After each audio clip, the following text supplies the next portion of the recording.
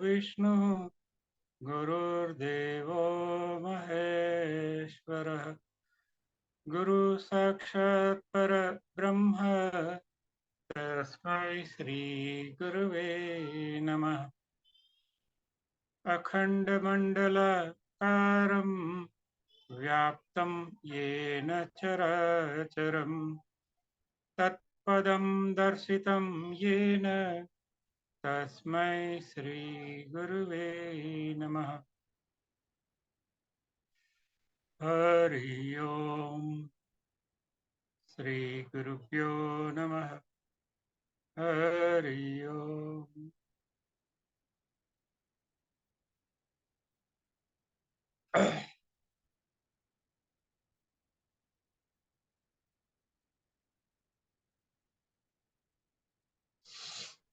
इसके पहले हमने कुछ कहानियों के द्वारा मुक्ति पार्ट 3 में मुक्ति के बारे में देखा था।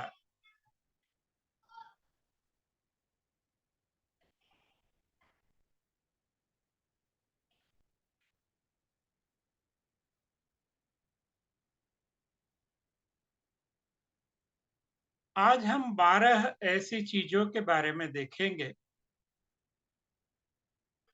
जो भी हमें मुक्ति में बाधा रूप है, अंतराय हो सकती है या होती है।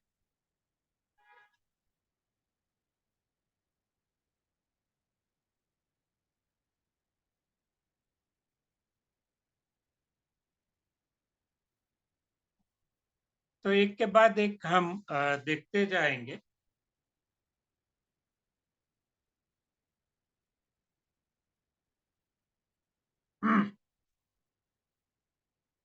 एक मिनट।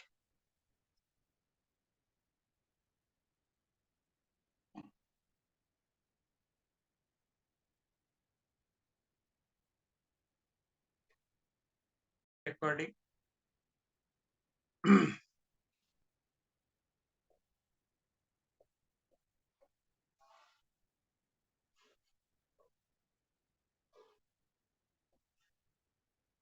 तो पहली जो बात है वो है मुक्ति में क्या क्या बाधा रूप होते हैं, अंतराय कह सकते हैं।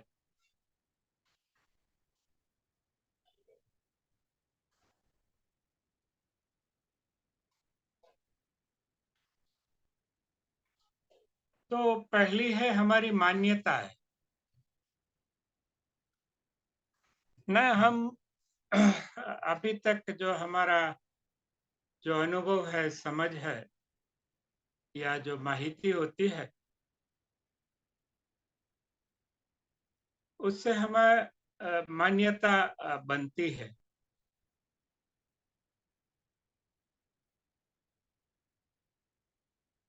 तो कब कुछ हम देखते हैं कि ये इसमें तो मुक्ति है, लेकिन हमारी जो मान्यता है परापूर्व से चली आ रही है, इतिहास से, एक रिवाज कह सकते हैं, परंपरा कह सकते हैं, मान्यता कह सकते हैं। अगर मुक्त होने में अगर हमें पता भी चलता है कि this is the way to freedom, ये मुक्ति का, लिबर्टी का एक रास्ता है, लेकिन हमारी जो मान्यता है वो कुछ अलग है, विपरीत है, अगर तो फिर हम कहते हैं कि नहीं नहीं, ये तो बंधन हो जाएगा, ये मुक्ति नहीं है। तो विश्व में बहुत सारे लोगों की मान्यताएं अलग अलग होती है। तो अगर मुक्त होने का रास्ता भी मिल जाता है, लेकिन वो मान्यताओं के अनुसार नहीं होता, तो हम मान्यता को पकड़ते हैं, मुक्ति को जाने देते हैं कि छोड़ो, कौन झंझट झमेला खड़ा करे ना। जैसे धर्म है, ऑर्गेनाइज रिलीजन, वो एक मान्यता है। हाँ?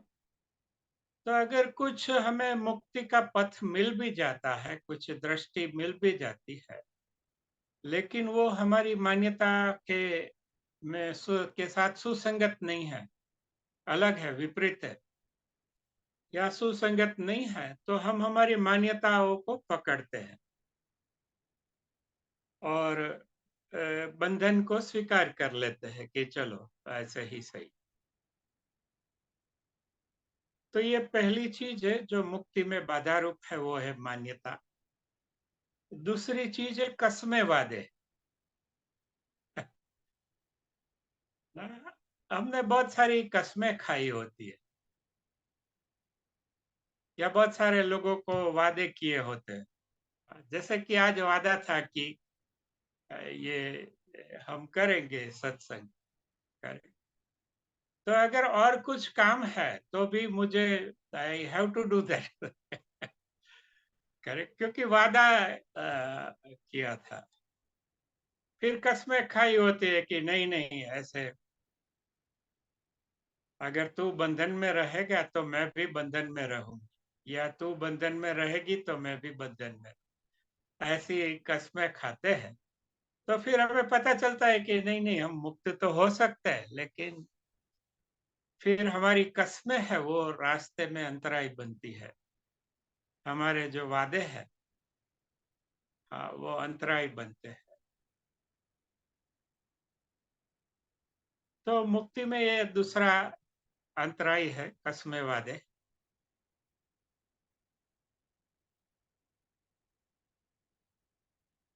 तीसरा जो अंतराय है, वो गांठ पड़ जाती ना। जैसे हम खुद तय कर लेते कि हवे तो हूँ आम नहीं ज करूँ, अब मैं ऐसा नहीं करूंगा, या अब तो मैं ऐसा ही करूंगा या करूंगी। हाँ, क्योंकि वो हमारे अनुभव से आती है। हाँ, अच्छे बुरे अनुभव होते हैं तब हम कुछ गांठ अ, रख लेते बांध लेते मन। तो गांठ को ग्रंथि कहते हैं। हाँ, जैसे हमारे मन है, हमारी बुद्धि है, उसमें बहुत सारी गांठें हैं। इतने साल में हमने बहुत सारी गांठें बना ली है कि ऐसा ऐसा होना चाहिए, ऐसा ऐसा नहीं होना चाहिए। उसमें से सब गांठें निकलती है। हाँ, मैं ऐसा ऐसा करूंगा, मैं ऐसा ऐसा नहीं करूंगा, ये वक्त पर, यहाँ पर, ये चीज मैं इतनी ही इस तरह से ही करूंगा या इस तरह से नहीं करूँ। तो ऐसी बहुत सारी हमने ठान ली होती है मन में ना। हमारा मन है, हमें भी पता नहीं है कि ये गांठ है हमारे भीतर। तो हमारे मन और बुद्धि में गांठ पड़ जाती। हाँ, जैसे गणित विज्ञान का विद्यार्थी है तो जितना भी वो जो सिद्ध किया हुआ है, वो और कुछ नहीं है, उसके मन में गांठ है। हाँ, भूमिति में प्रमेय आते थे, राइडर्स आती थी, तो वो प्रूव करते थे, तो वो मन में लग जाता है कि नहीं यही सच है। अगर उससे खिलाफ कुछ आया, लॉजिक के खिलाफ कुछ आया, रेशनैलिटी के खिलाफ कुछ आया, हमारी जो गांठें हैं, हाँ, जो जो हमने कंक्लूड कर लिया है, निर्णय कर लिया है कि नहीं नहीं, हाँ, ये है तो ये ऐसा ही है, वो है तो वो ऐसा ही है। फिर कोई व्यक्ति हो, कोई वस्तु हो, परिस्थिति हो, तो हमारे भीतर ऐसी ऐसी गांठें रहती है। किसी व्यक्ति को देखते हैं तो हमें गुस्सा आता है, किसी से प्यार आता है। हाँ, क्योंकि हमारे भीतर की जो गांठें हैं, वो हमने बांध ली है कि ये ऐसा ऐसा व्यक्ति है तो वो ऐसा ऐसा होगा, या ऐसा ऐसा व्यक्ति है तो ऐसा ऐसा नहीं हो। तो जो हमारी गांठें हैं, ग्रंथियां हैं, हमारे मन में है, हमारी बुद्धि में है, हाँ, वो काफी उपयोगी है, क्योंकि उससे तो हम चलते हैं। हाँ, जैसे हम लेफ्ट हैंड साइड में ही चलेंगे, तो वो ग्रंथि है। करेक्ट, क्योंकि हम इतने साल से लेफ्ट हैंड साइड पे सब चलते हैं, वाहन चलाते हैं। लेकिन बहुत सारे ऐसे देश है जहाँ राइट हैंड साइड पे सब चलता है। हम्म, तो हमें वो ठीक नहीं लगता, या हमें वो एडजस्ट नहीं कर पाते।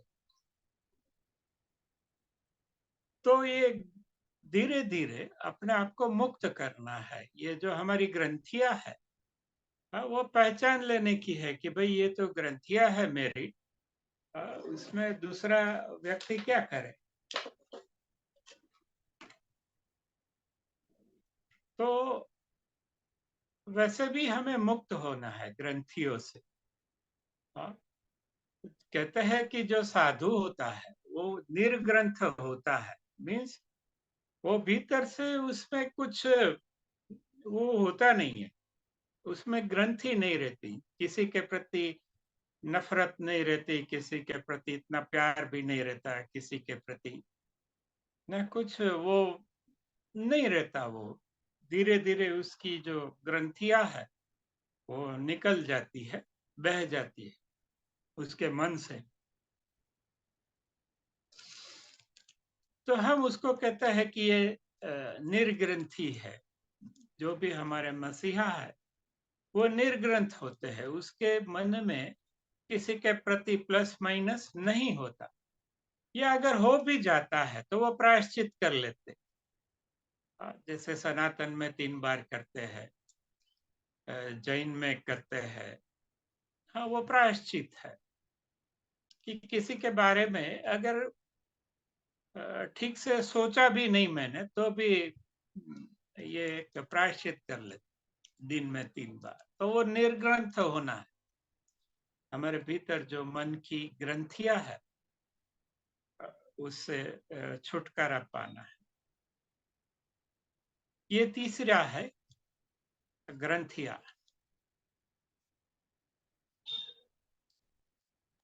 फिर हमारी गलत फहमी भी हमें मुक्त होने नहीं देते।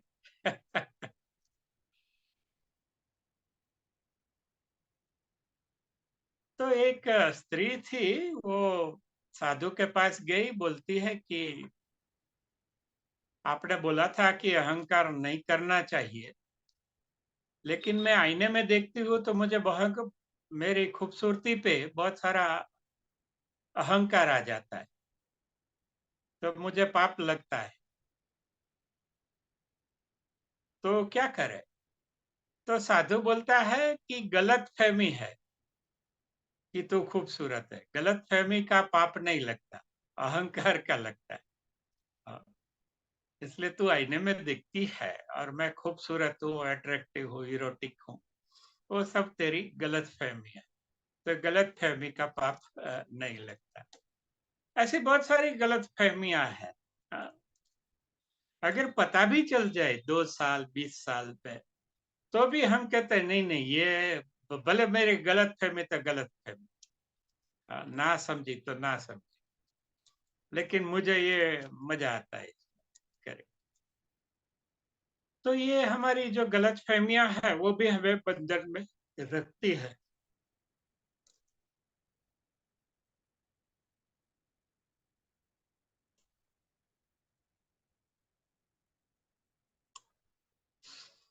फिर आता है प्रेस्टीज, प्रतिष्ठा। ना हमें मुक्त भी होना होता है, बंधन में तो किसी को रहना नहीं होता। हाँ, लेकिन हमारी एक प्रेस्टीज होती है, या हम ऐसा मानते हैं कि है, जो हमारी एक इमेज होती है ना। हम हमारी इमेज के खिलाफ कुछ काम करना चाहे तो भी नहीं कर सकते। हाँ, कि हमारी प्रतिष्ठा कम हो जाएगी, या प्रतिष्ठा नहीं रहेगी, या माइनस प्रतिष्ठा हो जाएगी। करेक्ट। जैसे कोई है कि चाय नहीं पीता, तो जब उसको चाय पीनी है उसने डिक्लेयर कर दिया कि मैं चाय नहीं पीता। फिर अगर उसको जब चाय पीनी है तो वो छुप के पीता है, या नहीं पीता। सब पीते हैं तो वो देखता रहता है, मन भी होता है। हाँ, लेकिन वो चाय नहीं पीता। जैसे बच्चे खेलते हैं, हाँ, मन होता है किसी को कि चलो मैं भी 5 मिनट खेलूं। लेकिन हमारी जो प्रतिष्ठा है वो उसमें अंतरायी रूप बनती है, तो हम खेल नहीं पाते 5-10 मिनट बच्चों के साथ। हाँ, कि हमारी जो प्रेस्टीज है, प्रतिष्ठा है, उसका क्या होगा। तो ये भी हमें मुक्ति में अंतरायी रूप होती है। तो अब तक हमने 5 देखा। अंतराय, अवरोध, हमारी मान्यताएं, पहला। दूसरा, हमारे कस्मे वादे। तीसरा, हमारी गांठ या ग्रंथियां। चौथा, हमारी नासमझी, गलतफहमी। हमारी जो समझ है वो उल्टी होती है, तो हम फंसे ही रहते हैं। फिर प्रतिष्ठा। हम वही कार्य करते हैं, वही विचार करते हैं जिससे हमारी प्रतिष्ठा बढ़ती जाए या कम न हो जाए। तो हम मुक्त तो होना चाहते हैं। जैसे हम बनियान पहन के मॉर्निंग वॉक में जाना चाहते हैं, अच्छा बनियान। लेकिन हम सोचते हैं कि नहीं नहीं, शर्ट पहन ले। भैया बनियान पहन के कैसा सब करे, या महंगे शूज ले आते हैं या महंगे ब्रांडेड टी शर्ट ले आते हैं। तो वहां भी आगे हमें हमारी प्रतिष्ठा चाहिए।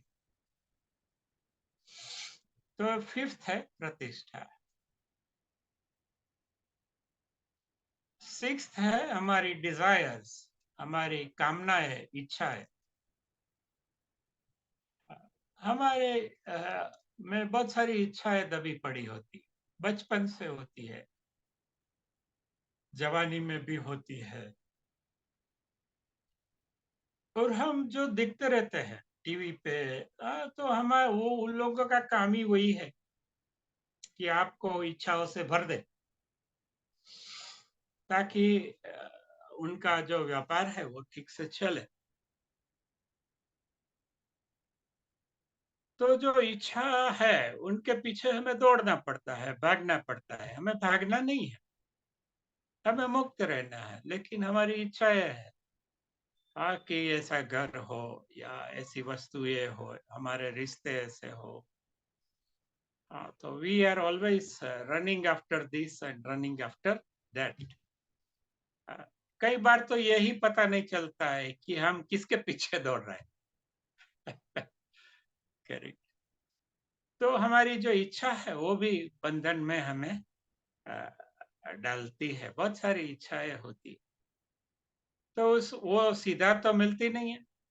जैसे एक आदमी समंदर किनारे बैठा है, आराम से बैठा है, ठंडी हवा आ रही है, वो सो भी जाता है, मस्त पेड़ है उसके नीचे, बेंच है, उसके ऊपर सोया है। फिर अचानक उसको इच्छा जागती है कि नहीं नहीं, ऐसा आ, मेरा भी एक घर हो समंदर किनारे, मेरा अपना प्राइवेट बीच हो, वहां पे मेरा अपना वो पेड़ हो और मेरी अपनी बेंच हो और वहां पे मैं सो। तो फिर वो आदमी उठ जाता है और फिर वो पूरी जिंदगी ऐसा पैसे धन इकट्ठा करने में या ऐसा मकान खरीदने के लिए वो लगा पड़ता है। फिर शायद वो अंत में उसको मिल भी जाता है, लेकिन तब उसका वो वृद्ध हो चुका है, इतना कोई अर्थ नहीं रहता। तो जो हमारी इच्छाएं है वो हमेशा हमें बंधन में ले जाती है, एसबीआई में ले जाती है, ऑफिस में ले जाती है, कोर्ट में ले जाती है, कचहरी में, इवन एसएसवाई क्लास में भी ले जाती कि चलो। करेक्ट। तो हमारी जो इच्छाएं है वो हमेशा हमारी जो मुक्ति है, उसको डिस्टर्ब करती रहती है, इसमें खलल पहुंचाती है या इसमें बाधा रूप होती है। अंतराय कहते हैं, अड़चन कहते हैं। फिर सेवंथ है हमारे संस्कार। जैसे हमारे माता पिता, गुरु, शिक्षक, शास्त्र ने सब हमें सिखाया है बचपन में, कि ऐसा ऐसा करने का, ऐसा ऐसा नहीं करने का। जैसे बहुत साल पहले बड़ौदा में हम सब बच्चों को लेके, मेरे मौसा, हम आइसक्रीम खाने गए। तो हम तो छोटे थे तब, 8-10 साल के। तो आइसक्रीम वो डिश में दिया तो पिघल गया। तो थोड़ा खाया तो आधा से ज्यादा तो डिश में पड़ा। लेकिन पिघला हुआ था। तो वो ऐसा कोई रेस्टोरेंट होगा। तो हम 9 कजिन्स थे। तो मैंने तो वो डिश मुंह पे लगा के पीना चालू किया। आइसक्रीम अगर खा नहीं सकता तो पीना चालू किया। तो फिर मेरे मौसा है वो इतने मुझे डांटा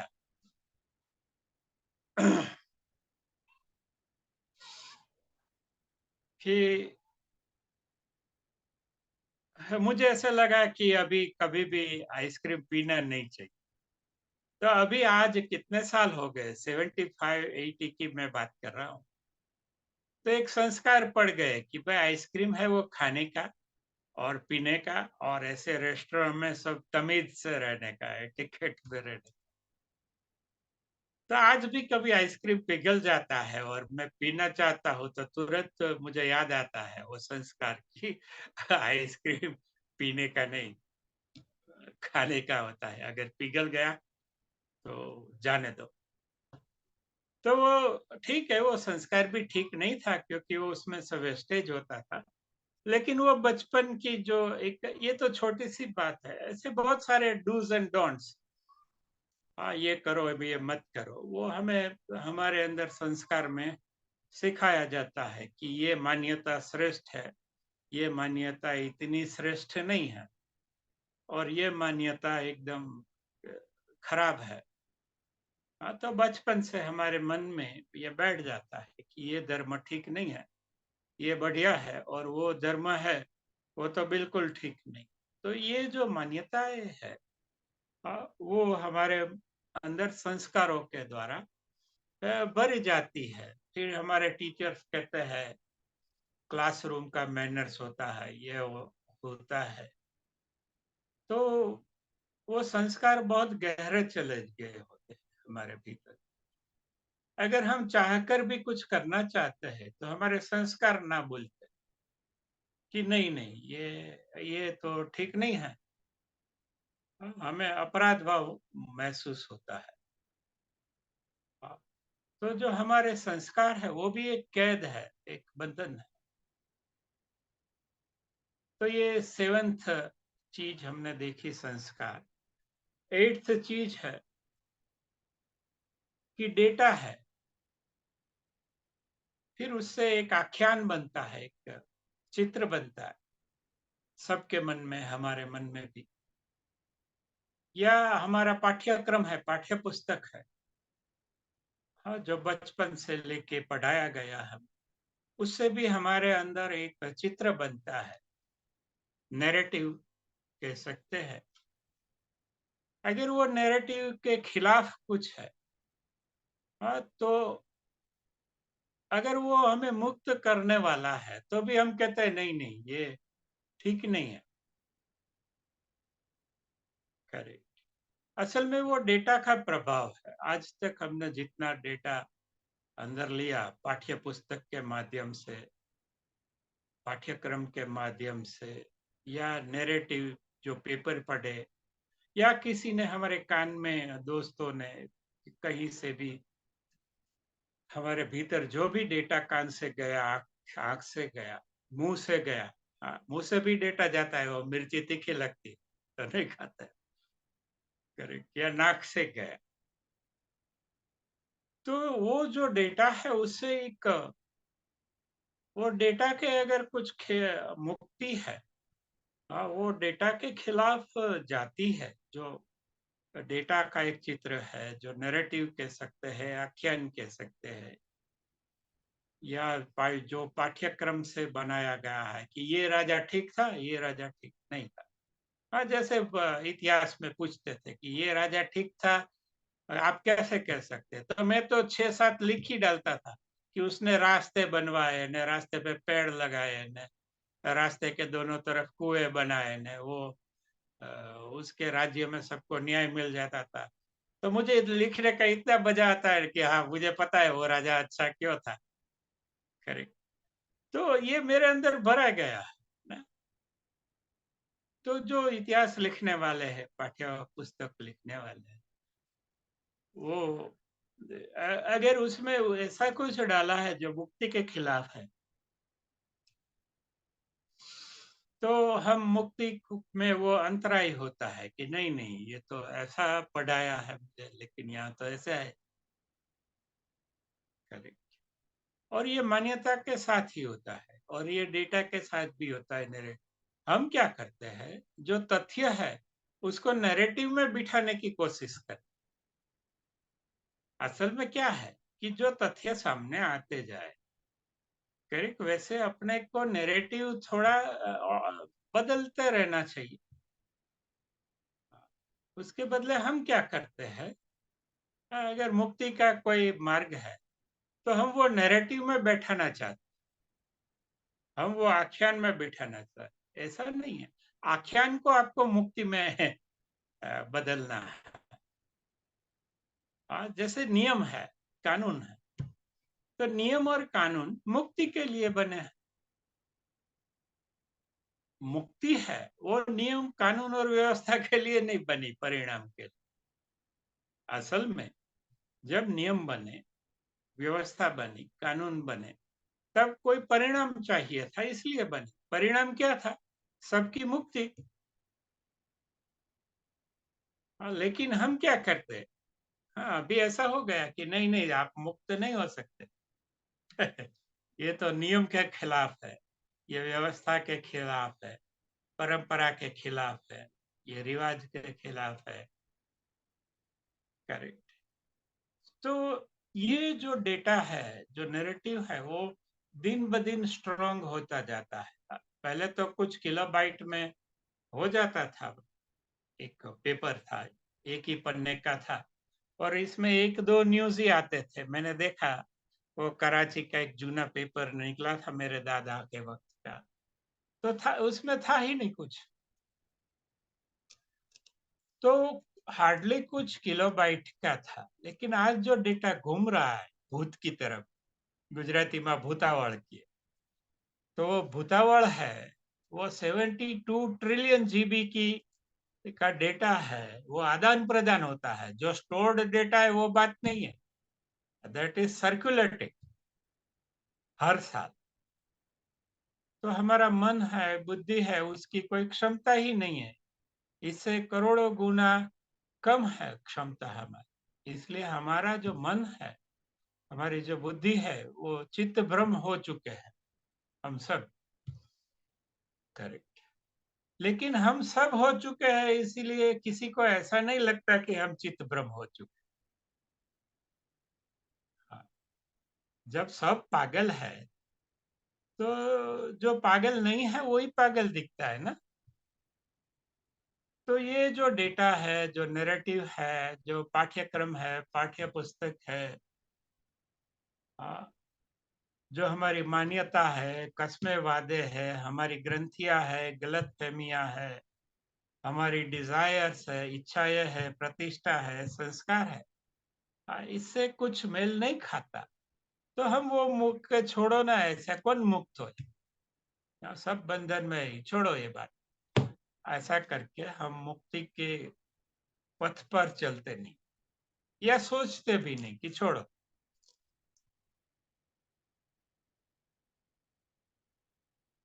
फिर जो नाइन्थ चीज है, नौवीं बात है, वो आदतें है, हैबिट्स। हम सब में बहुत सारी हैबिट्स है। असंख्य हैबिट है, छोटी छोटी, मीडियम, बड़ी बड़ी। तो जो हैबिट में चलता है तो ऑटोमेटिक चलता है। लेकिन हैबिट नहीं है, करेक्ट, तो हमें बहुत प्रयत्न करना पड़ता है। हाँ, देखो एक चूहे की हैबिट है कि कहीं पे खाना मिले तो घुस जाओ। हाँ, तो वो पकड़े जाते हैं।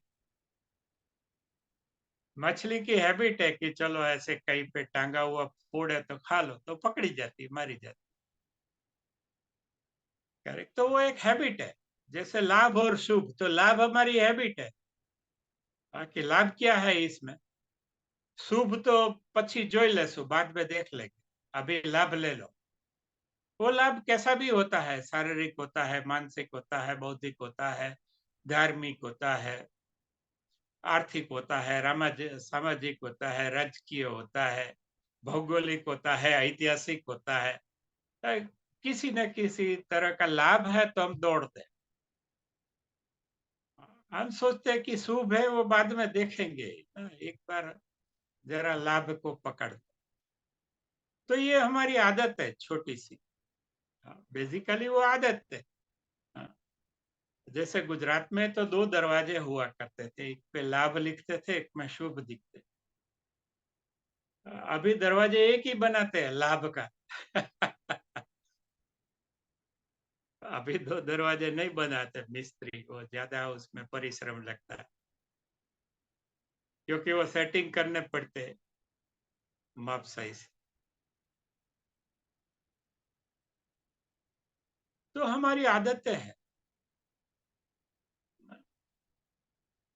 कुछ चीज़ें हम पकड़ लेते हैं, कुछ चीज़ें नहीं पकड़ते हैं, कुछ चीज़ों पे ध्यान ही नहीं देते, कुछ चीज़ों पे बहुत ज़्यादा ध्यान दे देते हैं। हाँ, इतने बजे ये करने का, उतने बजे वो करने का। हाँ, तो हम ये नहीं देखते कि क्या इम्पोर्टेंट है, वो मेरी माँ में है। मेरी माँ का हमेशा उसका टाइम पे ही चलती है, तो वो देखती नहीं है कि ये इम्पोर्टेंट है ज़्यादा, तो थोड़ा टाइम लेट गो कर। वो बोलता है नहीं अभी खाने का टाइम हो गया, अभी ये ब्रश का टाइम हो गया, अभी ये टाइम हो। तो उसकी आदत है, बहुत सालों से वो आदत है। तो कितना भी पॉइंट तगड़ा हो तो भी वो छोड़ देगी। उसका टाइम होगा तो फिर वो उसके कान में एक भी बात नहीं जाएगी। तो मीन्स ये एक एग्जाम्पल है मम्मी का। तो मेरा उल्टा है। मैं अगर काम में पड़ा हूँ तो फिर पता ही नहीं चलता। मैं देखता हूँ तो 2 बज गए होते हैं। तो मैं देखता हूँ कि जो काम करता हूँ उसमें तद्रुप हो जाने का, तल्लीन हो जाने का, तो वो मेरी आदत है। अभी प्लस माइनस है वो तो पता नहीं। करेक्ट, एक बार मैं एग्जाम देने गए थे हम, तो अभी तो देर थी एग्जाम को 1-2 घंटे की, तो हम लाइब्रेरी में पढ़ रहे थे। तो मैं पढ़ने में तल्लीन हो गया, तो एग्जाम तो चालू हो गई। तो मुझे तो पता ही नहीं, मुझे आधे घंटे के बाद पता चला। देखा तो लाइब्रेरी में कोई नहीं। फिर अचानक याद आया कि आज तो मैं यहाँ एग्जाम देने आया। तो फिर मैं दौड़ा और 1 घंटा अभी भी बाकी था, 1.5 घंटे में से। तो फिर एग्जाम दे दिया और ठीक हो गया ऐसे, फटाफट किया तो। तो मेरा अगर मैं काम में हूँ तो कोई मेरा पतलून उतार के ले जाए तो भी मुझे पता नहीं चलता। तो ये पहले से ऐसी आदत आ गई है कि मुझे फिर परिस्थिति का या समय का कोई भान नहीं रहता। अगर मैं कुछ देख रहा हूँ, समझ रहा हूँ या कुछ कर रहा हूँ तो ये आदतें होती है, अलग-अलग आदतें होती है। फिर बहुत सारी आदतें हैं वो अपने व्यवसाय से भी होती है। लोहार की आदतें अलग होती है, सुनार की अलग होती है, दर्जी की अलग होती है, वो हलवाई है उसकी अलग होती है, सैनिक की आदतें अलग होती है। कलाकार खिलाड़ियों की भी सब आदतें होती है, सभी की आदतें होती है। ठीक है, अच्छी बात है। लेकिन आदतें भी क्या है, वो अंतराय होती है मुक्ति में। हाँ, अभी बहुत सारी पुरानी आदतें कोई नया मार्ग सिखा के जाए मुक्ति का, हाँ, तो भी वो ये पुराना ही आ जाता है। जैसे गुरुजी है वहाँ बोला करते थे, तू राजकोट से है ना, तू राजकोट से है, सब मिक्स है। तो सब बोलते हैं कि ये गुरुजी को कैसा पता चल गया इतने हजारों शिक्षक में कि ये राजकोट के है। फिर गुरुजी ने बताया कि राजकोट का होगा ना तो बैठा नहीं होगा फालतू टाइम में, सो जाएगा, क्योंकि दक्ष सो जाता है। इसलिए बाकी राजकोट के जो टीचर्स है वो बैठे हुए, खड़े हुए, दौड़ते हुए नहीं मिलेंगे, वो सोए हुए ही मिलेंगे। तो ये एक आदत है जो आसपास के लोगों को भी लग जाती है। बुरी समझो, अच्छी समझो, वो तो उसका आकलन तो हर कोई अपनी अपनी तरह से करता है। तो जो आदतें है वो मुक्ति के खिलाफ है, या हो सकती है आदतें मुक्ति भी लाती है और आदत मुक्ति के खिलाफ भी होती है। जरूरी नहीं है कि ये सब चीजें मुक्ति के खिलाफ ही हो, लेकिन हो सकता है ये अंतराय है, ऑब्स्ट्रक्शन है। करेक्ट। तो हमने 9वीं चीज देखी, हमारी जो आदतें है, हैबिट्स, या हमारा जो समझ है उसका भी एक हैबिट होता है। हमारा सोच विचार का भी एक हैबिट होता है। हर एक का अपना अपना हैबिट अलग अलग होता है। करेक्ट। फिर 10वीं चीज है आराम।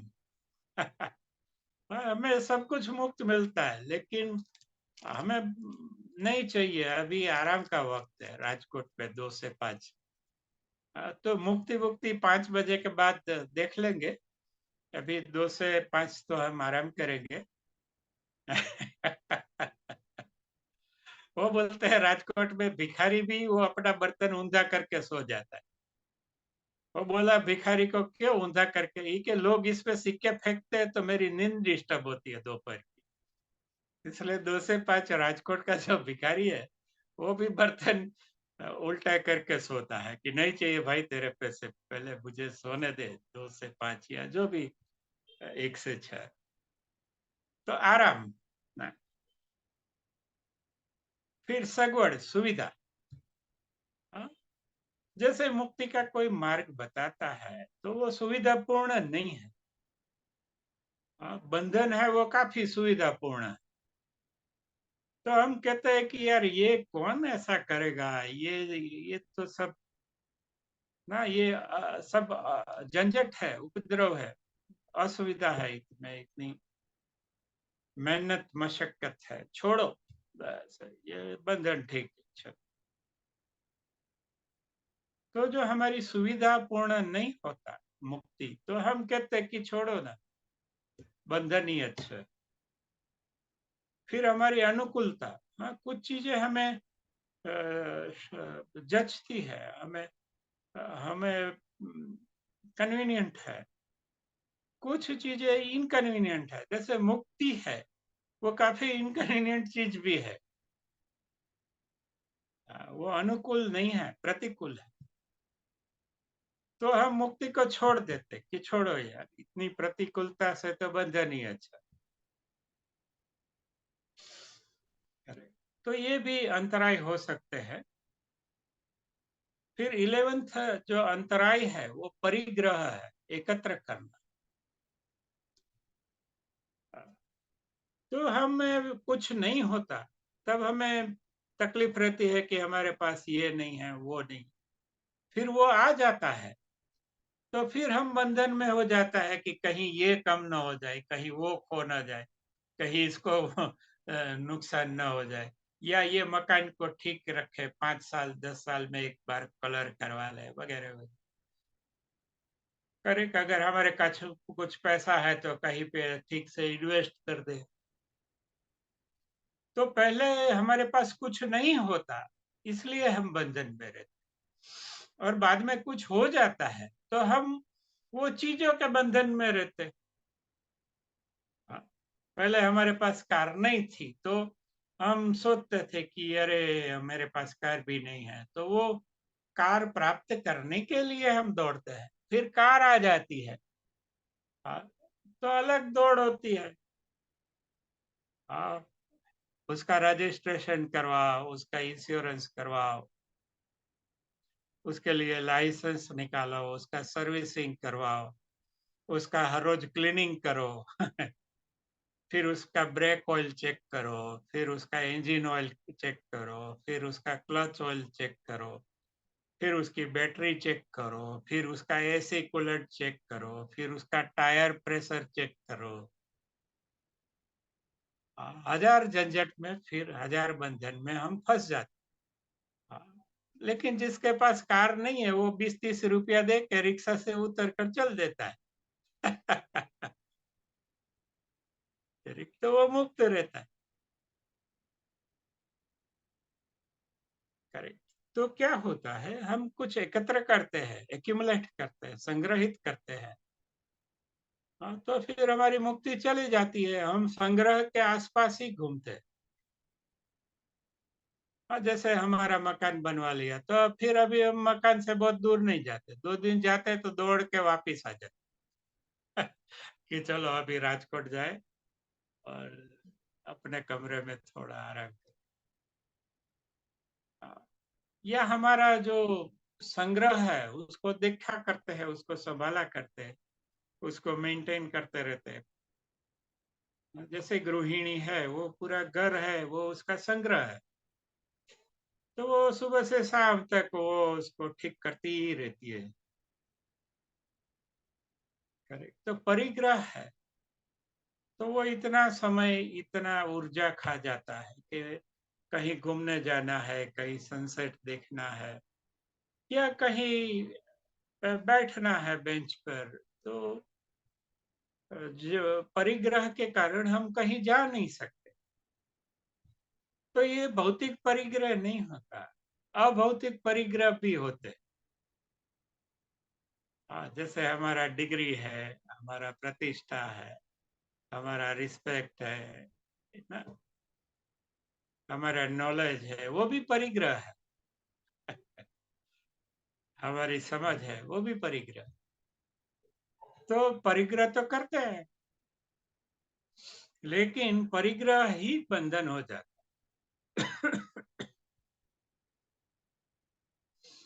जैसे मुसाफरी में गए, हम थोड़ा बहुत सामान लेके गए, हाँ, तो हमें नींद नहीं आती क्योंकि सामान है वो परिग्रह है। लेकिन अप डाउन करते हैं तो साथ में कुछ होता नहीं टिफिन के सिवा, तो आराम से सो जाते हैं क्योंकि चोर लेके भी क्या जाएगा। करेक्ट। तो सामान कम है, इतना हम मुक्त रह सकते हैं, स्ट्रेस फ्री रह सकते हैं, सो सकते हैं। जैसे जैसे सामान बढ़ता है या कीमती सामान बढ़ता है, वैसे हमारी नींद कम हो जाती है, हमारा तनाव बढ़ने लगता है और फिर तनाव के कारण अनेक रोग भी पैदा होते हैं।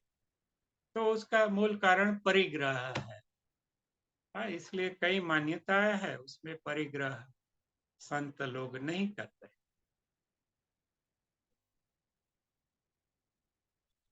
ये 11वीं बात थी परिग्रह।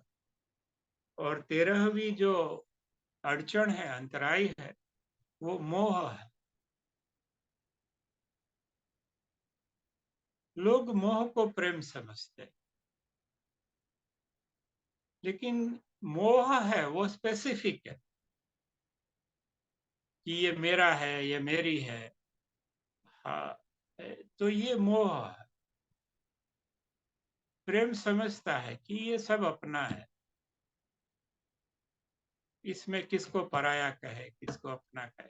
सबको पराया कह दो, कोई फर्क नहीं पड़ता, सबको अपना गिन लो, वो भी सेम ही चीज है।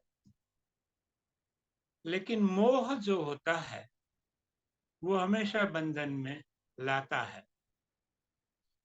जैसे धृतराष्ट्र है महाभारत में, वो दुखी ही रहे पूरे महाभारत में, उसका वो प्रलाप ही रहा कि दुख दुख दुख। वो मोह का प्रतीक है। देखो, गीता भी सबसे पहले तो उन्होंने सुनी, पहले अर्जुन ने सुनी, बाद में संजय ने सुनी, संजय ने धृतराष्ट्र को सुनाई। लेकिन इतना मुक्ति का जो वक्तव्य है गीता में, वो सुनते ही नहीं, उसके कान वो फिल्टर आउट कर देते हैं। वे बार बार वो संजय को बोलते हैं कि माम का नाहा, એટલે મારા પુત્રોનું શું થયું। तो उसको किसी की चिंता नहीं है।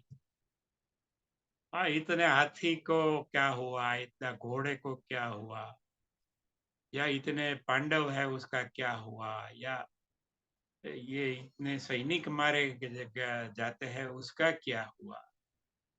करीब वो उसका वो पुत्र मोह है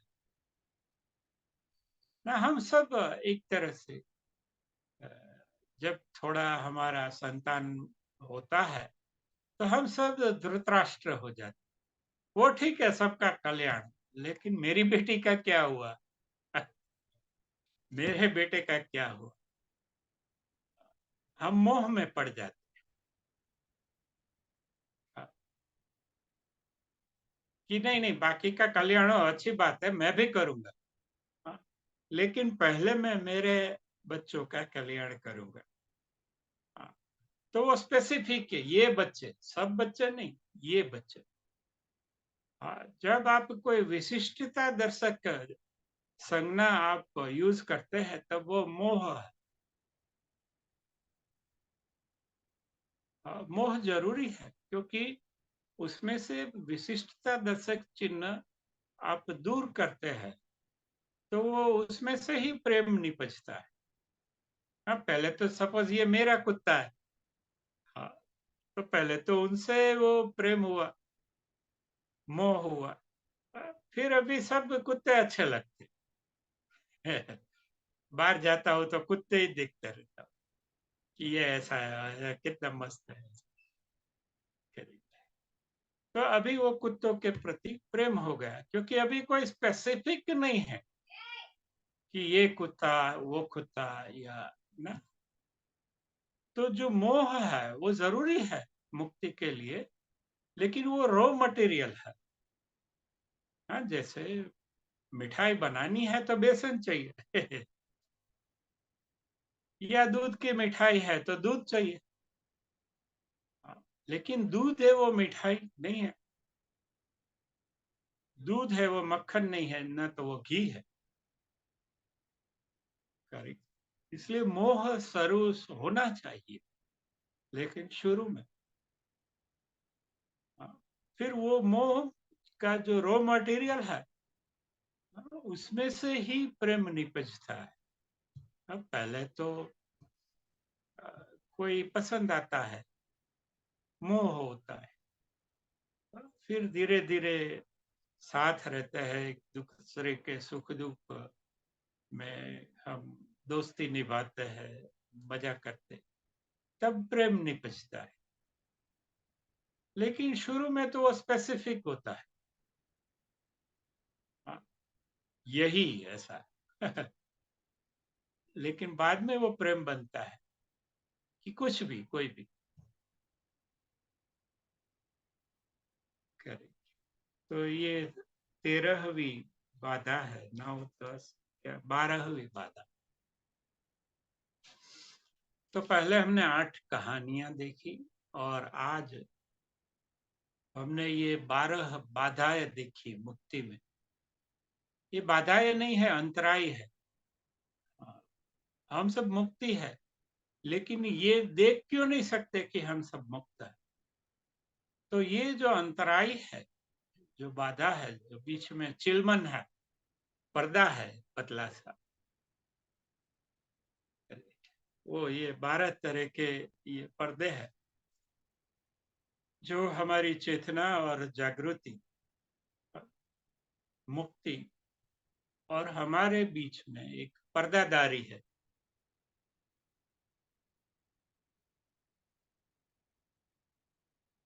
तो मैंने थोड़ा आज संक्षिप्त में फटाफट टू द पॉइंट आपको बताया, फिर से बता देता हूँ।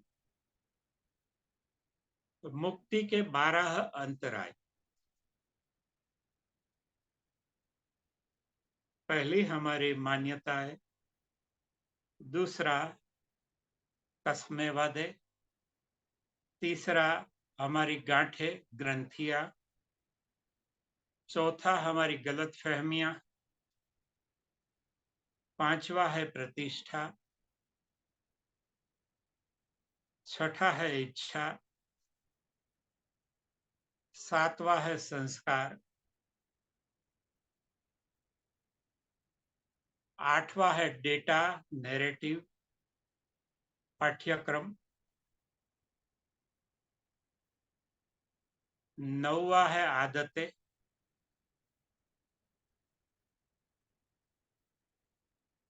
10वां है आराम, सहूलत, सुविधा, अनुकूलता,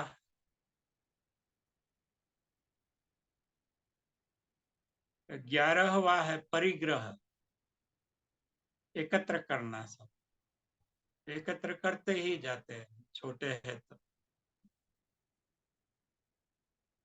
और 12वां है मोह।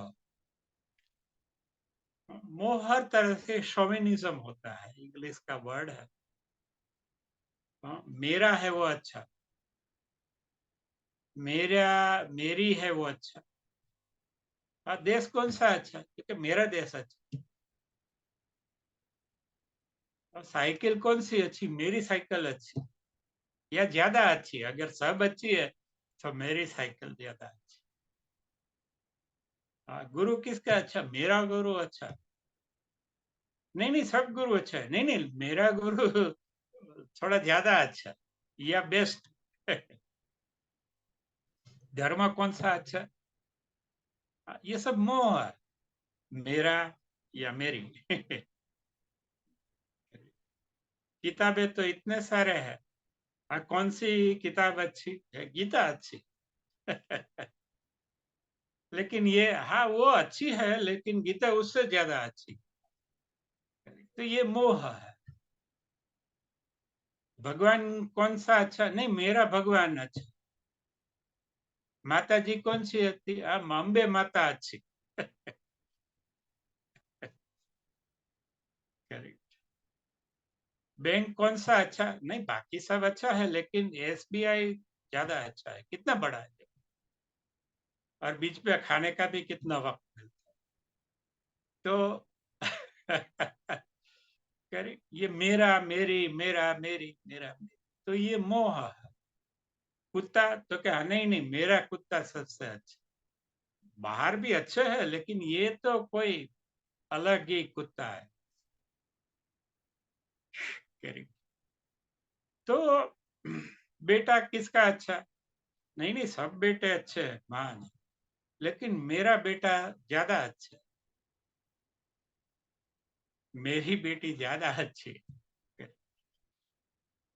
तो ये सब मोह है। वस्तु किसकी अच्छी, मेरी अच्छी या ज्यादा अच्छी। करेक्ट। तो व्यक्ति है, वस्तु है, वो उसको सोविनिज्म कहते हैं इंग्लिश में।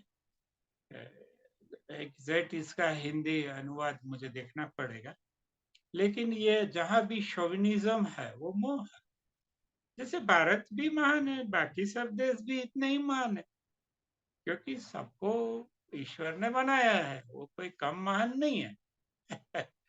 पाकिस्तान कम महान नहीं है कि लंका कम महान नहीं है कि इथियोपिया। सब देश महान है, क्योंकि सबका जो सृजनहार है वो तो एक है, बनाने। और हर जगह के प्लस माइनस रहते ही है, लेकिन मोह होता है। India is my country, India is great. हाँ ग्रेट है, लेकिन ऐसे 200 कंट्री है। करेक्ट। गुरु जी, हाँ मेरे गुरु जी जोरदार, फिर टा टा टा टा टा लगा। अगर गुरु जी सुन लेने तो वो भी आए है, ऐसा था मैं या ऐसा हूं मैं। Correct. तो ये जो है ना, मेरा ज्यादा अच्छा है। शर्ट के किसकी ज्यादा सफेद है, मेरी। बाकी की सब सफेद है, लेकिन मेरी शर्ट सबसे ज्यादा सफेद। मैं ईमानदार हूँ, कट्टर है ही ना। करेक्ट। तो ये मोह है। तो हम देखते हैं मोह में हम फंस जाते। ज्ञान किसका अच्छा, नहीं नहीं ये सनातन का ज्ञान ही अच्छा है। बाकी फिजिक्स केमिस्ट्री ने वो तो अविद्या है, वो नहीं पढ़ने का। विद्या वो अच्छी, ज्यादा अच्छी। करेक्ट। तो ये सब मोह है। फिर बोलेंगे कि भारत, तो भारत में कौन सा राज्य अच्छा है? तो बोलते हैं नहीं नहीं, गुजरात अच्छा है। जो ना खाने पीने का इतना मजा है, सब आराम से रहते हैं वगैरह वगैरह। कठिनाइयां है लेकिन कम है थोड़ी। फिर बोलेंगे गुजरात में कौन सा अच्छा? तो के सौराष्ट्र अच्छा, वहां शाम को गर्मी में भी ठंडी हवा चलती है, मजा आता है। रात एकदम ठंडी होती है सौराष्ट्र कच्छ में। अच्छा, तो सौराष्ट्र कच्छ में कौन सा सिटी अच्छा? अरे राजकोट ही अच्छा ना। करेक्ट। तो राजकोट क्यों अच्छा? तो क्या छोटा सा शहर है, सब रात को खाने पीने निकलते हैं, सब अपनी अपनी मस्ती में घूमते हैं, दोपहर 2-3 घंटे सो जाते हैं, राजकोट जैसा शहर। अच्छा, तो राजकोट में कौन सा एरिया? तो कि ये रेस कोर्स वाला जो एरिया है ना, वो ज्यादा अच्छा। शाम को नजदीक है, सुबह शाम चलने भी जा सकते हैं। अगर शाम को टाइम है तो वहाँ बेंच है पूरा 3 किलोमीटर लंबा, उस पर बैठ सकते हैं, आइसक्रीम खा सकते हैं, गप्पे लड़ा सकते। अच्छा, तो ये जो इस तरफ का एरिया है उसमें कौन सा अच्छा? तो कि ये रामेश्वर चौक वाला एरिया है ना, वो ज्यादा अच्छा।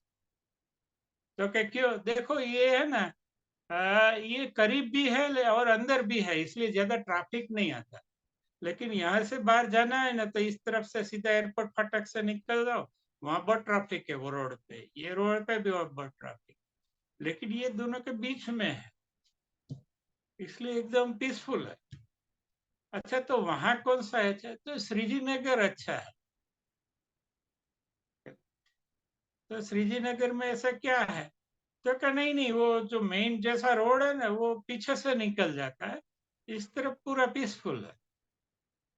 और इस तरफ श्रेयस सोसाइटी है, लेकिन वहाँ सब सोसाइटी के कानून लागू पड़ते हैं, ये प्राइवेट प्लॉटिंग है, तो वहाँ सोसाइटी के कानून है, इसलिए श्रीजीनगर अच्छा है। तो उसमें कौन सा गली अच्छा है? तो कि 2 नंबर अच्छा है। वो 1 नंबर है ना, वहाँ तो वो मार्ग है। और वो 3 नंबर है ना, वहाँ पे सब वो सोसाइटी के कानून लागू हो जाते, एक तरफ सोसाइटी एक तरफ। लेकिन ये बीच वाला है ना, वो ना तो रोड पे है ना तो सोसाइटी में है, इसलिए 2 नंबर का गली अच्छा। अच्छा, तो 2 नंबर में कौन सा अच्छा? तो कि वहां जो चौक है ना, वो अच्छा है। तो चौक क्यों अच्छा? तो कि वहां से चारों तरफ रास्ते जाते। तो कि इसमें कौन सा अच्छा? तो कि कॉर्नर का है ना, वो अच्छा, वो तीनों साइड खुला होता है, इस तरफ से भी हवा है, इस तरफ से भी हवा है, उस तरफ से भी हवा है। अच्छा, तो फिर उसमें कौन सा अच्छा? तो कि इसमें ये जो दक्षेश भाई का मकान है ना, वो अच्छा। वो क्यों अच्छा? देखो यहाँ से ये खोले तो पूरा सीढ़ी दिखता है, इस तरफ से देखो तो सामने का सीढ़ी दिखता है, इस तरफ देखो तो वो इस तरफ का गली दिखता है। करेक्ट। और ये जो दक्षेश भाई का घर है ना, वो अच्छा है। तो उसमें कौन सा कमरा अच्छा है? तो कि दक्षेश भाई जहाँ सोते हैं ना, ये क्लास लेते, वो कमरा अच्छा है। वो कैसे अच्छा है? तो बोलते हैं वो छोटा कमरा है, बहुत बड़ा भी नहीं है, और जैसे ये खोल दे तो पूरा इतना हवा आता है, यहाँ से सब पूरा गली दिखता है, कोई आया कोई गया, इधर नीचे से कोई खटखटाता है तो तुरंत यहाँ से देख सकते हैं कि नीचे कौन आया है, एकदम फर्स्ट क्लास। और इसमें बेड कौन सा अच्छा है? तो कि दक्षेश भाई सोते हैं ना, वो बेड अच्छा है। वो क्यों? तो कि बाकी के बेड 6 फुट का है, लेकिन दक्षेश भाई वाला बेड है ना 6.5 फीट का है, इसलिए जो पैर है ना लंबे आदमी के, वो टकराते नहीं है फ्रेट से, इसलिए वो 6.5 फुट वाला जो दक्षेश भाई का बेड है ना, वो अच्छा है। तो ये शोविनिज्म करे, तो पूरी दुनिया में से बात कहाँ आ गई? मैं अच्छा, मेरा अच्छा, या मेरी अच्छी। Correct. So we go on and on until हम कहना क्या चाहते हैं कि भाई दुनिया में सबसे अच्छा कमरा मेरे पास है, सबसे अच्छा बेड भी मेरे पास है, सबसे अच्छा धर्म भी मेरे पास है, सबसे अच्छा गुरु भी मेरे पास है, बराबर, बाकी બધા सब कम नसीब लोग हैं। तो ये सोविनिज्म है, ये मोह है। मोह क्या है? यही है, जो मेरा है वो अच्छा, मेरा देश अच्छा, मेरा शास्त्र अच्छा, मेरा धर्म अच्छा, मेरी आदतें अच्छी, मेरी मान्यता अच्छी, मेरे कस्मे वादे अच्छे, मेरी गांठें भी अच्छी। जो मन में पड़ी हुई गांठें है वो भी अच्छी। हाँ, मेरी गलत फहमी भी अच्छी, मेरी प्रतिष्ठा भी अच्छी, मेरी इच्छाएं भी देखो कैसी है। हाँ, लोग भेलपुरी की इच्छा करते हैं, लेकिन मैं तो फिलोसॉफी की इच्छा रखता। फिर मेरे संस्कार अच्छे, मैं डेटा तो देखो मेरे पास ही है, कैसा डेटा है। करेक्ट, मेरा पाठ्यक्रम तो मैंने बहुत अच्छे तरह से पढ़ा, और आदतें तो मेरी फर्स्ट क्लास है। देखो, सो जाता हूँ, आराम करता हूँ, अच्छा खाना पीना खाता हूँ, 2 बार घूमने जाने की आदत है, आदतें भी मेरी। फिर आराम तो के वो भी मेरा ऐसा है। सगवड़ तो क्या, थोड़ी तकलीफ है, लेकिन सुविधा भी बहुत है। करेक्ट। फिर परिग्रह तो क्या, हाँ मेरे पास है ना, ये है वो है। हाँ, हमें जो जीवन काल में चाहिए उससे ज्यादा है, कम नहीं है। यानी मोह, तो अभी मैं बोला वो क्या था? मेरा मोह भी प्रेम है, और आपका प्रेम भी मोह है। करेक्ट। क्यों? ऐसा क्यों है? नहीं, वो मोह मेरा है ना, इसलिए प्रेम।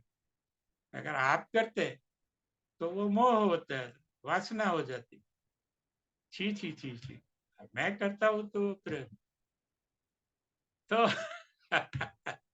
यह सोविनिज्म है, और यही मोह है। देखो, भारत महान है, लेकिन और भी तो 200 देश है, सभी जगह हमने हमने कहा देखे, सुनी सुनाई बातें हैं, सुनते रहते, पढ़ते रहते। हाँ? तो ये दुनिया में एवरीवन इज ग्रेट, हम सिखाते हैं कि मैं महान हूं, वो बात सच है।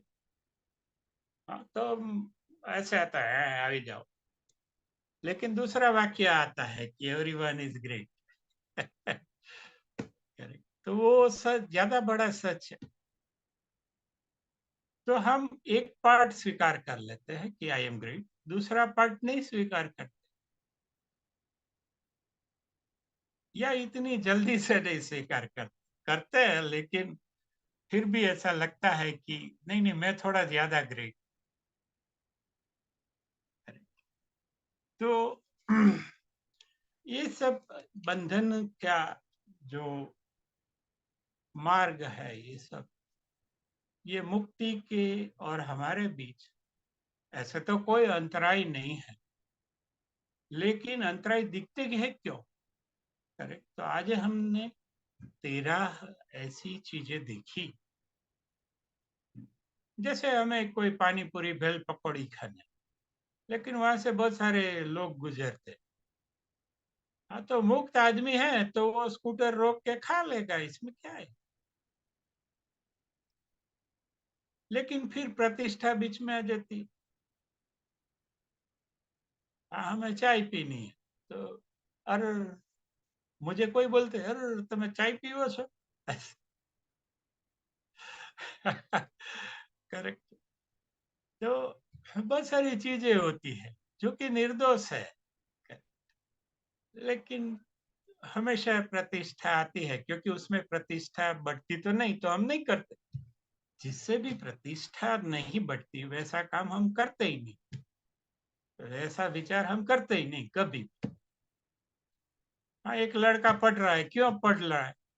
वो स्टेप बाय स्टेप वो क्या कर रहा है, अपनी प्रतिष्ठा अंत में उसको बढ़ाने का। एक आदमी धन कमा रहा है, एक आदमी तप कर रहा है, एक औरत ब्यूटी पार्लर या जिम जा रही।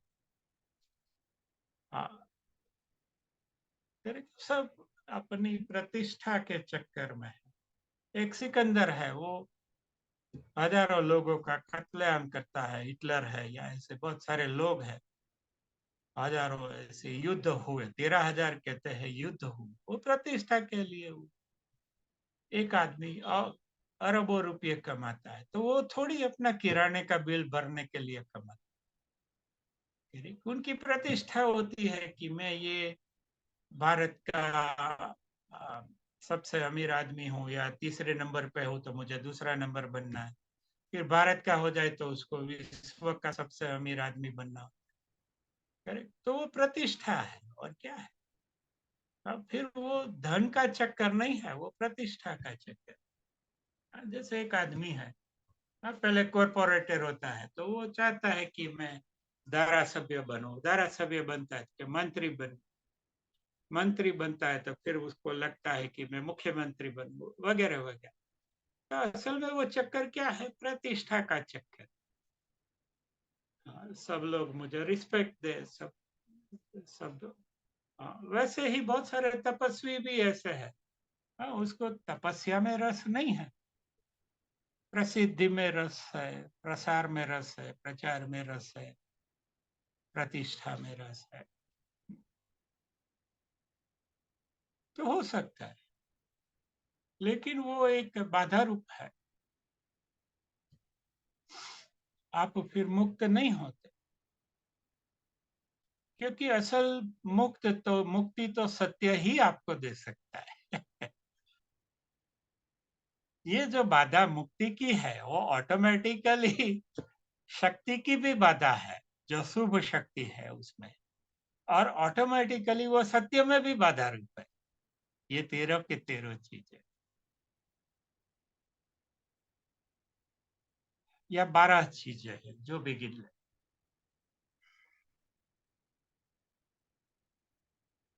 तो जो असत्य है, प्रपंच है, पाखंड है, धोखाधड़ी है, डिप्लोमेसी है, मार्केटिंग है, एडवर्टाइजमेंट है, हाँ, ये सब लगता है कि वो हमें मुक्त करता है, लेकिन वो हमें बांधता है भी है।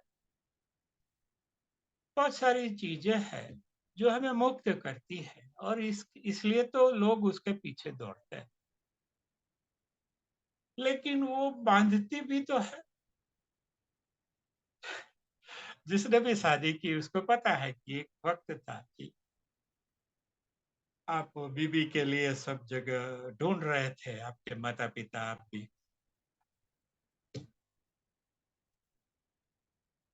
तो लगता था कि ये शादी हो जाएगी तो मुक्त हो जाएंगे, और हुए भी थोड़े साल, 2-3 साल। लेकिन फिर हम सबको पता है, फिर बच्चे हुए, नौकरी धंधा करना पड़ा, हजारों टेंशन तनाव हो गए। जो मुक्ति का जो एहसास था थोड़े महीनों का, अ,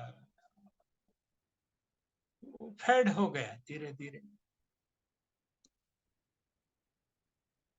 तो बात यह है कि हम, देखो, ये सब चीजों से दूर नहीं भाग सकते। क्योंकि दूर भागना वो भी तो बंधन है। जैसे उसके नजदीक जाना वो बंधन है, वैसे दूर भागना वो तो उससे भी बड़ा बंधन। तो हमें ये जो बंधन है, अंतराय है, तकलीफें है, उससे भागना नहीं है, उसके तरफ भी नहीं भागना है, उससे दूर भी नहीं भागना है। वो एक गीत है, पास नहीं आना, दूर नहीं जाना। वैसे ही, हाँ, ये बंधन तो बंधन ही से। चलो देख लेते। हाँ, आगे भी हमने देखा कि जो मुक्त आदमी है वो बंधन को भी मुक्ति में बना लेता है, और जो बंधन में है वो मुक्ति को भी बंधन बना लेता है। हाँ, जैसे बहुत सारे लोग हैं, महात्माओं को मुक्ति का मार्ग मिल गया, फिर उन्होंने उसका एक धंधा बना लिया, तो बंध गए उसमें। आश्रम है, जमीन है, 7 बार 9 उतारो છે, ભોજનશાળા છે, ગૌશાળા છે, મંદિર છે, पुजारी છે, રસોયા છે, भक्तों છે, बहुत सारे बंधन, और वो सबको इकट्ठा रखने के लिए जो भी कुछ करने जैसा, नहीं करने जैसा जो करना पड़ता है, वो तो बंधन ही है।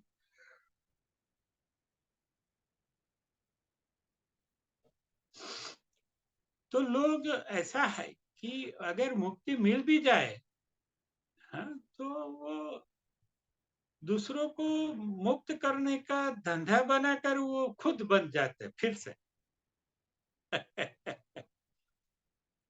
क्योंकि उसको बंधन चाहिए।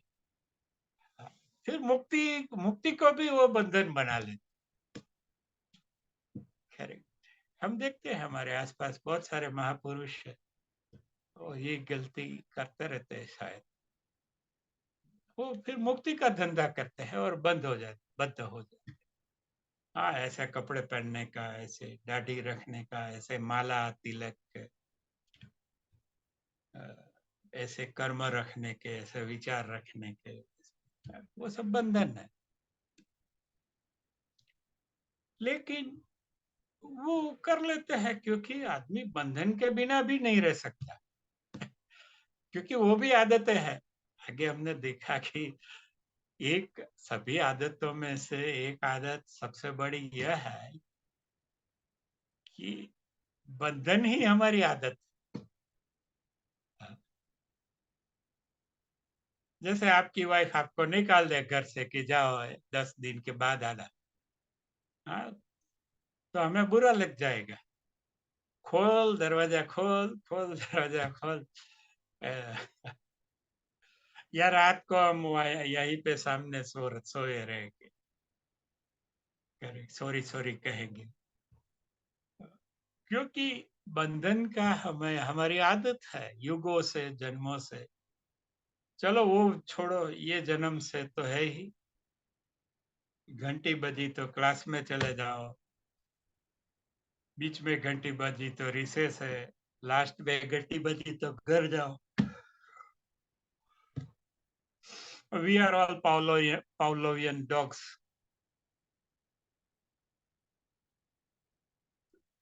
कोई इस तरफ से गुजरा तो हमारी दृष्टि उस तरफ चली जाती है, कोई इस तरफ गया तो उस तरफ चली जाती है। किसी के पास इतना धन है तो हमारी दृष्टि वहां लग जाती है, किसी के पास इतना रूप है तो हमारी आदतें वो तरफ चली जाती है, या किसी के पास इतना पावर है तो उस तरफ चली जाती है। इवन किसी के पास तपस्या है, हाँ, वो भी हमारी आदत है कि हम तपस्वी को ढूंढते रहते हैं।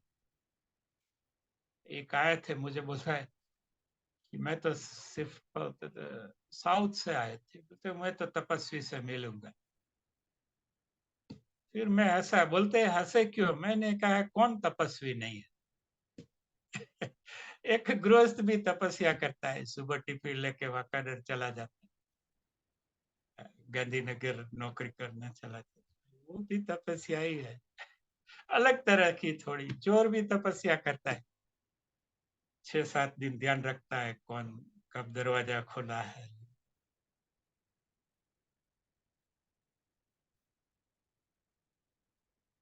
तो जरूरी नहीं है कि जो तपस्या है वही तपस्या है। कि कोई पर्वत की गुफा में चले गए, दाढ़ी बढ़ा ली, बहुत सारे लोग वाह बापू वाह करने लगे। वो है तपस्या। तो यह भी तो तपस्या है कि जहाँ कोई आपको जानता नहीं, कोई आपको पूछता नहीं, आपकी क्या तकलीफें है आप न किसी से बताते हैं, ना कोई आपको पूछता है, और ना किसी को पड़ी है, आप कौन से कोने में पड़े हैं। तो ऐसी जो स्थिति है, ये भी तो एक तपस्या है नोबडीनेस की। वास्तविक तपस्या यही है, नोबडी बनना, ना कुछ बनना, वही तो तपस्या है, वही तो तपस्या है।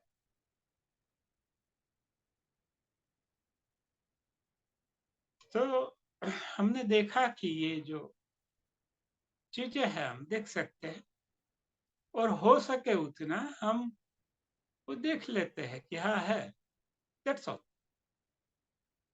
क्योंकि इसके बारे में आप कुछ करने जाएंगे तो और फंसेंगे। ये चीज है उसका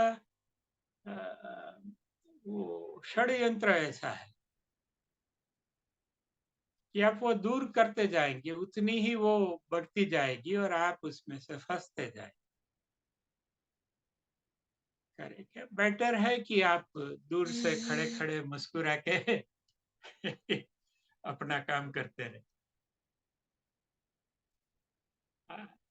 Because if you get involved, you get sucked away in the flow. Correct, ये सब चीजें ऐसी है कि अगर आप इसमें सम्मिलित हो गए, अपना साक्षी भाव आपने खो दिया और आप भी यही चक्करों में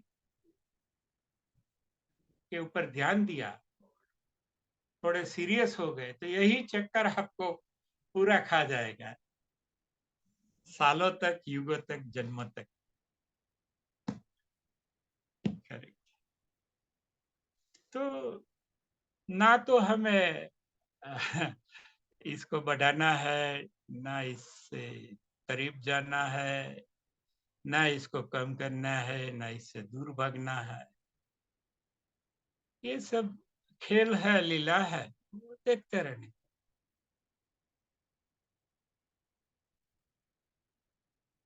जिसे साक्षी भाव कहते हैं। तो साक्षी ना तो वो गुनहगार है, ना तो आरोपी है, ना तो जज है, ना तो वकील है, ना वो किसी से कुछ कहता है।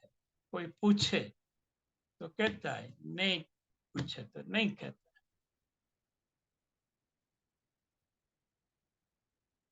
ठीक है। ये आज हमने जो मुक्ति के जो 12 अंतराय है वो देखे हम। जब हम प्रतिष्ठा बोलते हैं तो उसमें सब आ गया, पद आ गया, पैसा आ गया, अपना रूप आ गया, शारीरिक, मानसिक प्रतिष्ठा बौद्धिक भी होती है मेरे जैसे लोगों की, तो वो भी अंतराय है। एक फिल्म में मेरे ख्याल से उमराव जाना था या बाजार, उसमें स्मिता पाटिल नसरुद्दीन को कहती है कि आप मेरे पीछे क्यों पड़े, कहाँ मैं, कहाँ आप इतने बड़े फनकार है, कलाकार है।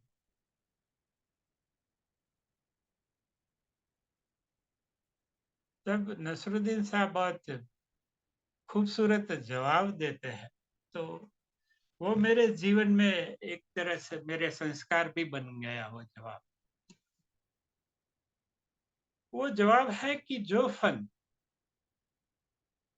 मोहब्बत की राह में बीच में आएगा, वो फन मैं छोड़ना पसंद करूं। जो कला या जो भी बात, सिद्धि है, कोई अचीवमेंट है, कुछ भी अगर मोहब्बत की राह में आता है तो उसको मैं क्या करूंगा, वो कला को क्या। असल में वो कला भी नहीं है, लेकिन मान लो कि वो फन है, कला है, स्किल है, कौशल्य है। तो वो कहता है तेरे और मेरी मोहब्बत के बीच में अगर फन आता है तो वो फन तो मैं छोड़ना पसंद करूं, भले ही उसके लिए मैंने अनेक साल तक मेहनत की हो।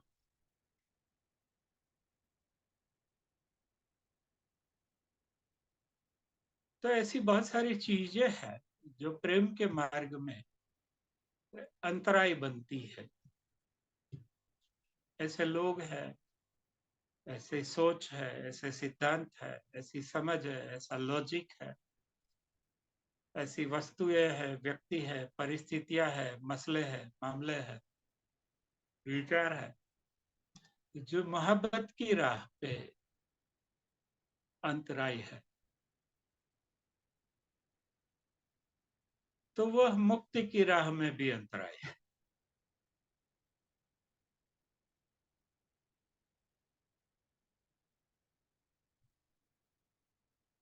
तो वो चीजों के अनेक फायदे होते हैं, लौकिक फायदे होते हैं भौतिक धरातल पे,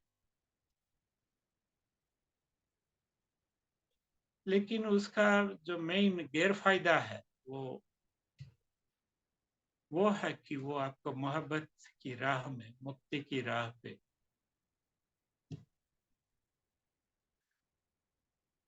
वो अंतराय रूप है।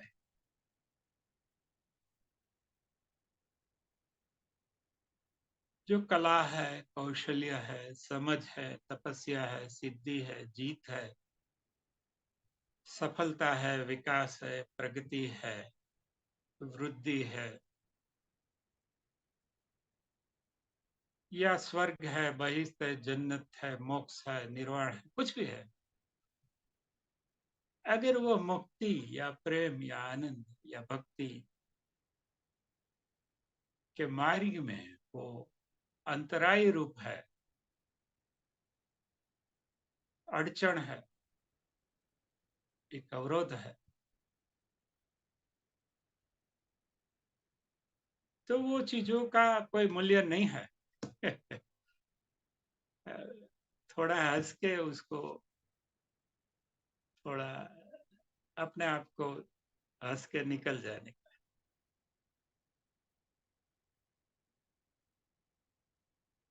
तो आज हमने मुक्ति पार्ट 4 देखा।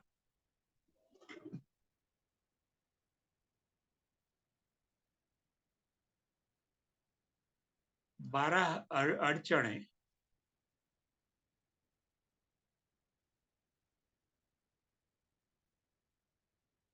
या पर्दे कह सकते,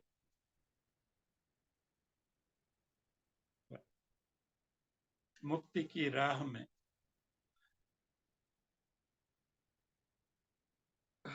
12 प्रतिकूलता,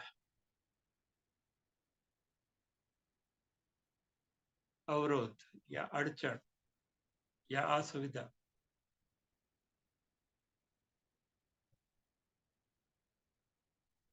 तो आप भी देखें, देखो ये हमें सिर्फ देखना है, हमें इसके बारे में कुछ करना नहीं है।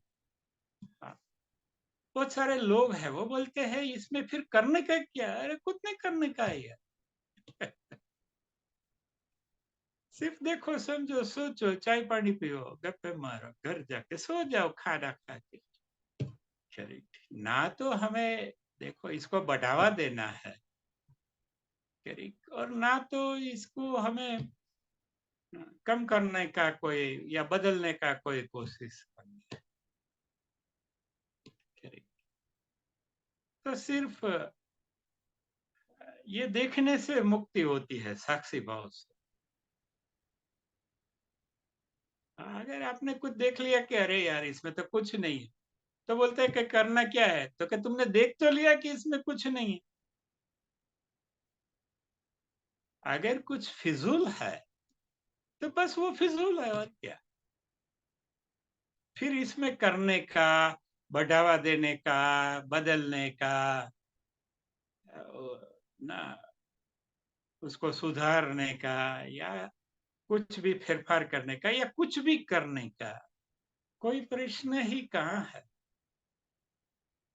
ये तो जीरो है, फिजूल है।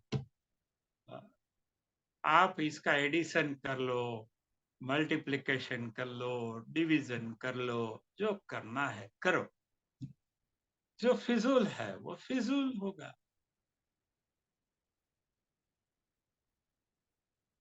जीरो है किसी के साथ जुड़ेगा तो वही संख्या आएगी, अगर मल्टीप्लाई होगा तो वो उसको भी जीरो बना देगा। यही तो गुरु परंपरा है। अगर डिवाइड हो गई, गुरु नीचे आ गया तो वो इनफाइनाइट हो जाता। अगर गुरु ऊपर आ गया और शिष्य नीचे रह गया तो जीरो हो गया। तो आइदर इट इज जीरो, और जो संख्या थी वो, या तो इंफिनिटी। ये तीन ही उसमें रहते हैं। तो गुरु इज ए जीरो,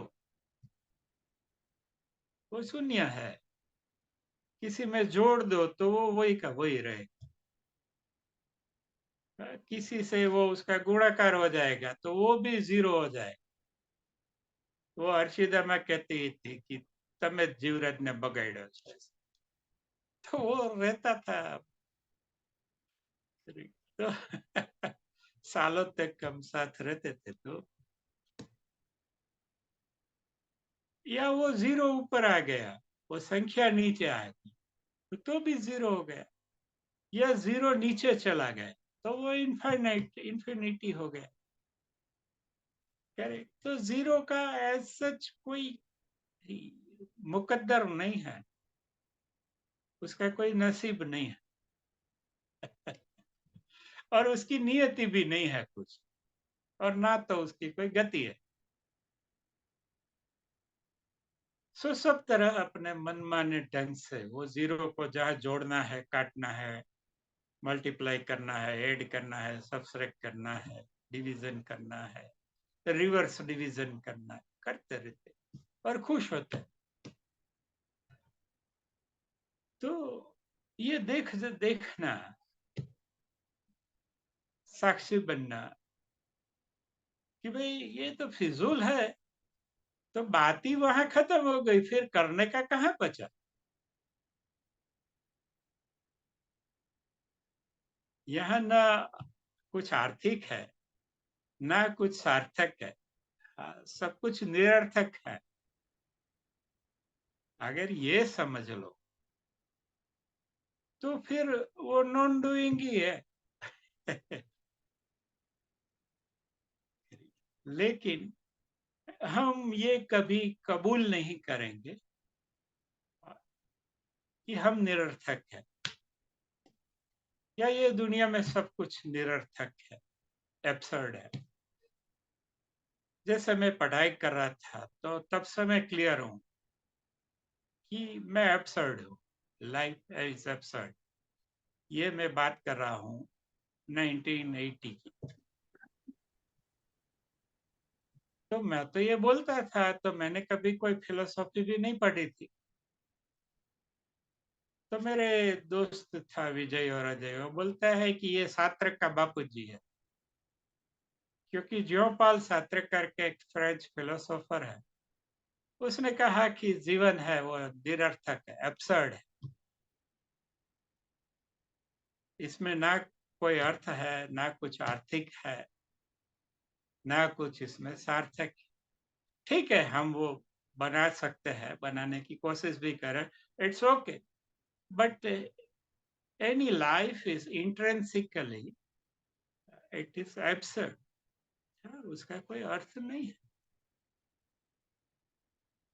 तो आज तो कितने साल हो गए, 20 और 23, ये 43, 43 साल पहले की बात।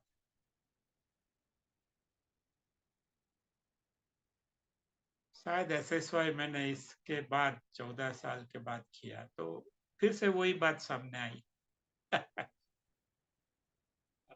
इसका मतलब ये नहीं है कि कुछ नहीं करने का, कुछ भी करो, लेकिन उसका परिणाम का कोई महत्व नहीं है।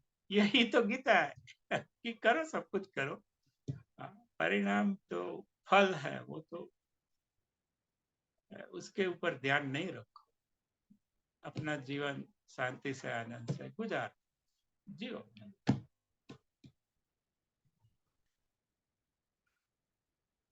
ये बात 12 वो उसके बाद इसलिए कहने की पड़ी क्योंकि उसमें सब समस्याएं तो बता दी, जो समाधान है वो नहीं बताया था, तो थोड़ा ये एक्स्ट्रा हो गया। करेंगे सब बोलेंगे फिर ये करने का क्या है, फिर भी कुछ नहीं करने, तो कि कैसे कुछ नहीं करने का, तो बोलते हैं हमारे क्लास ज्वाइन करो 5 साल तपस्या करोगे पता चल जाएगा सब। पता तो अभी भी होगा शायद, लेकिन फिर वो अनुभव भी आपको आ जाएगा। तो कोई भी एसएसवाई तालीम में आप जाओ तो सब पता चल जाएगा और अनुभव भी हो जाएगा। यहाँ से सिर्फ पता चलेगा, वहां आपका वो अनुभव भी हो जाएगा कि अर्थ क्या है, आर्थिक क्या है, सार्थक क्या है और निरर्थक क्या है। और यही तो मुक्ति है, क्योंकि भगवान ने जीवन में अर्थ नहीं डाला।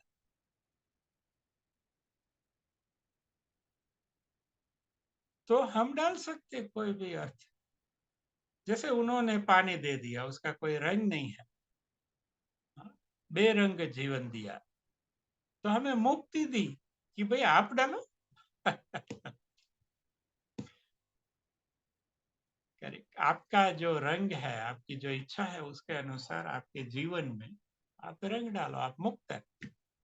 अगर उसने रंग डाल के दिया होता, हाँ, तो हम मुक्त नहीं रहते। अगर उसने अर्थ डाल के दिया होता, हाँ, तो हम तो गुलाम हो जाते, क्योंकि अर्थ तो उन्होंने दे दिया। फिर तो हम मजदूर हो गए, कुली हो गए, गुलाम हो गए। इसलिए life is beautiful because it is absurd. जीवन महासुंदर इसलिए है, महासार्थक इसलिए है कि वो टोटली निरर्थक है। और जैसे आप जीवन को समझेंगे कि ये निरर्थक है, तो धीरे धीरे पता चलेगा कि दुनिया भी निरर्थक है, माया है। फिलोसॉफी है, इसमें कुछ टेंजिबल कुछ नहीं है, वास्तविक कुछ नहीं है। वो सबसे बड़े अभी क्वांटम वैज्ञानिक है, वो भी बोलते हैं कि विज्ञान सिर्फ एक फिलोसॉफी है। हाँ, जो लोग विज्ञान में का पता ही नहीं है, वो वैज्ञानिक वैज्ञानिक रहे। जो विज्ञान को समझ गए, हाँ, वो बोलते हैं कि ये माया भी है, फिलोसॉफी, और निरर्थक भी है।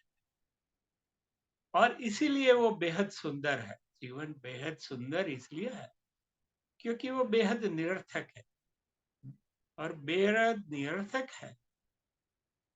हाँ, इसीलिए आप मुक्त है। अगर अर्थ होता तो वो फिर अर्थ की सेवा करते रहते, आप मुक्त नहीं रहते।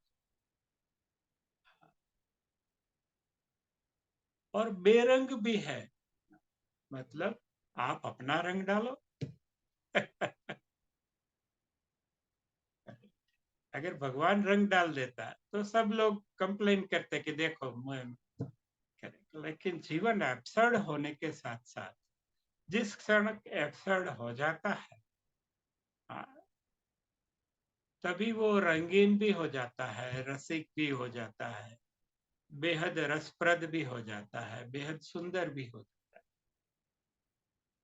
और बेहद प्रेमपूर्ण, मुक्त और आनंदमय भी होता है, क्योंकि अर्थ तो है नहीं है। तो मजे करो, आनंद से जियो, खाओ पियो, eat drink and B Mary. Thank you. प्रार्थना करें। ओम।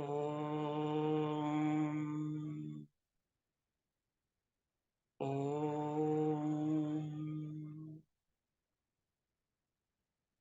ओम। असतो मा सद्गमय, तमसो मा ज्योतिर्गमय, मृत्योर्मा अमृतं गमय।